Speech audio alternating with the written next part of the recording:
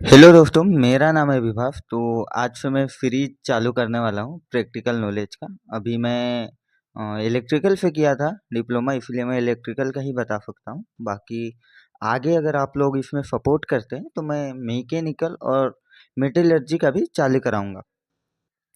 अगर आप डिप्लोमा कर रहे हैं, बीटेक कर रहे हैं, तो आप लोगों के लिए इंडस्ट्रियल रिलेटेड जो कंपोनेंट है उसका मैं सीरीज चालू कर रहा हूँ कि हर एक कंपोनेंट क्या काम आता है, बेसिक से लेके बाद में मैं फिर डिटेल में भी बताऊंगा क्या करना है।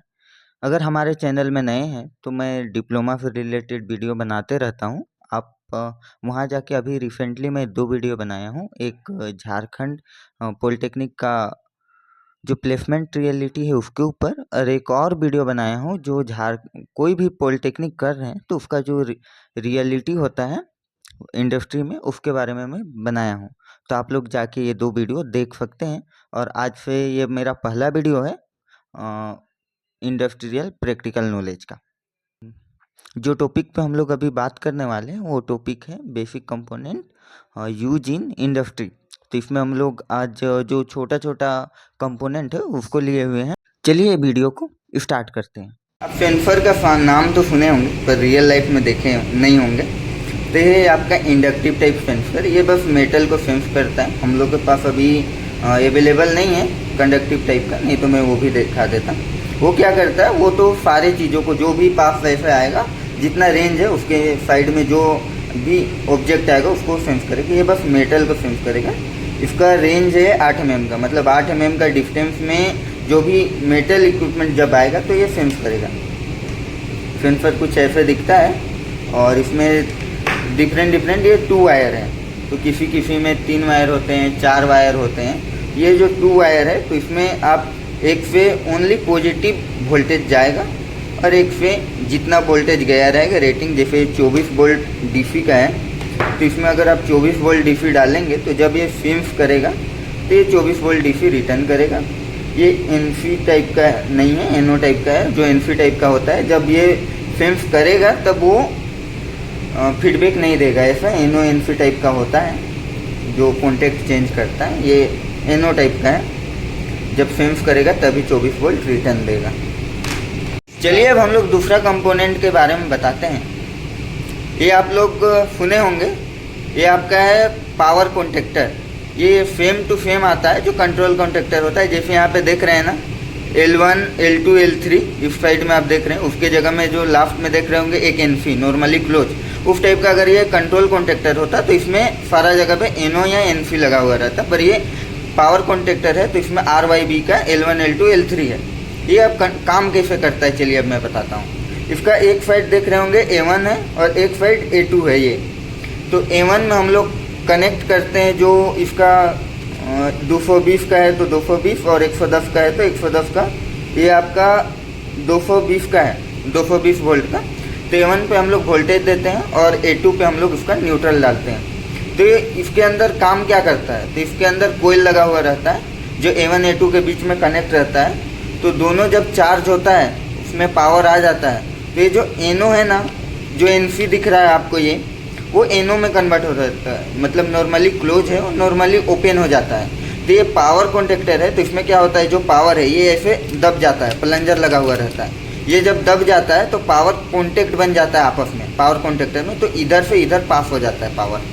अगर यही चीज़ कंट्रोल कॉन्टेक्टर रहता, कंट्रोल कॉन्टेक्टर, तो इसमें जो NC है वो अभी क्या है, नॉर्मली ये क्लोज है सर्किट, पर जब ये नीचे दब जाता पावर आ जाता है, दोनों साइड से दे देते हैं तो फिर ये ओपन हो जाता है। तो इसको कंट्रोलिंग के लिए ऐसे यूज करते हैं और इसमें कुछ है नहीं जानने के लिए। और इसके बारे में मैं बता दूं कि आप अपना घर में जो मोटर यूज करते हैं उसमें भी होगा, और ये इंडस्ट्री का हर एक चीज़ में कंट्रोलिंग के लिए होता है। आप PCC ले लीजिए, MCC ले लीजिए, DOL स्टार्टर ले लीजिए, स्टार डेल्टा स्टार्टर ले लीजिए, आपको हर चीज़ में ये मिलेगा। एक वीडियो में तो सारा कुछ बताना अवेलेबल नहीं है। अगर आप लोग स्पेशली अगर कमेंट करके बोलते हैं कि नहीं कॉन्टेक्टर के बारे में हम लोग को एक पूरा वीडियो चाहिए जिसमें फुल्ली फंक्शनिंग चाहिए, तो उसके बारे में भी मैं बनाऊंगा। आप लोग कमेंट करके ज़रूर बताइएगा। चलिए अब एक और कंपोनेंट के बारे में बात करने वाले हैं। ये है आपका ओवरलोड रिले। इसका काम क्या है, कॉन्टेक्टर के जस्ट बाद हम लोग इसका यूज करते हैं। जैसे देखिए ये कॉन्टेक्टर है तो इसमें हम लोग यूज कैसे करते हैं, इस टाइप का ये ज्वाइन हो जाता है, देखिए ज्वाइन हो गया, इस टाइप का ये ज्वाइन हो जाता है। ज्वाइन होने के बाद में इसमें देख रहे होंगे NONC जो नंबर यहाँ पे दिख रहा होगा 95 96 97 ऐसा कुछ आपका नंबर दिख रहा होगा। और यहाँ पे एक दिख रहा होगा ये क्या है आपका सेटिंग एम्पियर है। तो जब कॉन्टेक्टर स्विच पे पावर आता है, पावर इसके थ्रू इधर से मोटर को जाता है RYB सप्लाई। तो इसमें जो 95 96 97 98 है वो या तो NO है या फिर NC है। तो क्या होगा जब हम पावर देंगे और ये जो सेटिंग किया हुआ एम्पियर से ज़्यादा लेने लगेगा मोटर, तो क्या होगा ये कॉन्टेक्ट चेंज करेगा, ये दब जाएगा और ये जो NO है वो NC हो जाएगा, या फिर जो NC है वो NO है। जब मोटर को यूज करते हो तो NC कॉन्टेक्ट में यूज करते हैं, क्योंकि जब नॉर्मली क्लोज रहता है तो पावर जाता रहता है, जैसे ही कॉन्टेक्ट चेंज करेगा NO हो जाएगा तो रुक जाएगा और ट्रिप कर जाता है, तो मोटर को पावर जाना बंद हो जाता है। ऐसे ये काम करता है, इसका नाम ही ओवरलोड ड्रिल है। तो जब ये ओवर करंट जाता है तब ये ट्रिप करता है। चलिए अब हम लोग सबसे पहले करंट ट्रांसफार्मर को देखते हैं और जानते हैं ये होता क्या है। ये जो देख रहे हैं ये है आपका करंट ट्रांसफार्मर, इसका यूज करते हैं हम लोग करंट का मेजर करने के लिए। ये आपका सेकेंडरी कोयल है जो इसके होल से हम लोग पास करते हैं केबल को, वो प्राइमरी कोयल होता है और उसके थ्रू ये मीटर में जाके कनेक्ट होता है। मीटर में जाके कनेक्ट होता है, फिर कितना करंट पास हो रहा है उसको ये दिखाता है आपका। चलिए एक और कंपोनेंट को हम लोग देखते हैं, वो है MPCB। आप लोग सुने होंगे मोटर का जो कंट्रोलिंग के लिए होता है। तो इसका फुल फॉर्म है मोटर प्रोटेक्शन सर्किट ब्रेकर। ये क्या करता है ना, इधर आपका दिख रहा होगा एम्पियर, कितना एम्पियर तक हम लोग सेट कर सकते हैं। डिफरेंट आता है, ये 1, 1.2, 1.4, 1.6 एम्पियर का है, बाकी 5 एम्पियर 10 एम्पियर का भी इंडस्ट्री में आता है। तो जब ये पावर देते हैं, इसका जितना सेट किए हैं उससे ज़्यादा अगर ये पावर कंजम्पशन करने लगता है मोटर, तो फिर ये ट्रिप कर जाता है, इस पोजीशन में आ जाता है। इस पोजीशन में ऑन ऐसे होता है और ये हो जाता है, ये पोजीशन में आ जाता है। ये पोजीशन पे आने के बाद वो आउटपुट का जो पावर है उसको बंद कर देता है। चलिए हम लोग एक और कंपोनेंट के बारे में जानते हैं जो इंडस्ट्री में सबसे ज़्यादा यूज होता है। ये है आपका emergency push button. Emergency push button का हम लोग इसीलिए यूज करते हैं क्योंकि प्रोटेक्शन और सेफ्टी के लिए, प्रोटेक्शन जैसे मोटर हो गया या किसी भी इक्विपमेंट अगर चालू है तो उसका जब कुछ भी होता है, इमरजेंसी कंडीशन आता है, तो ये सर्किट को ओपन कर देता है ऐसे दबाने पे। बस इसका यही काम होता है और ये हर एक इक्विपमेंट के साथ में या मोटर के साथ में या किसी भी के भी जिसमें लगता है कि इसका सेफ कंडीशन नहीं है उसमें ये यूज करते हैं। ये हर एक चीज़ में अप्रोक्स यूज किया ही जाता है क्योंकि इमरजेंसी कंडीशन में एक यही बटन होता है जिसको क्लिक करने से सब कुछ बंद हो जाता है। ये एक और कंपोनेंट को हम लोग जानते हैं कि होता क्या है, इसको पुश बटन ओपन और क्लोज का। ये आपका ओपन का, ये ओपन का, ये क्लोज का।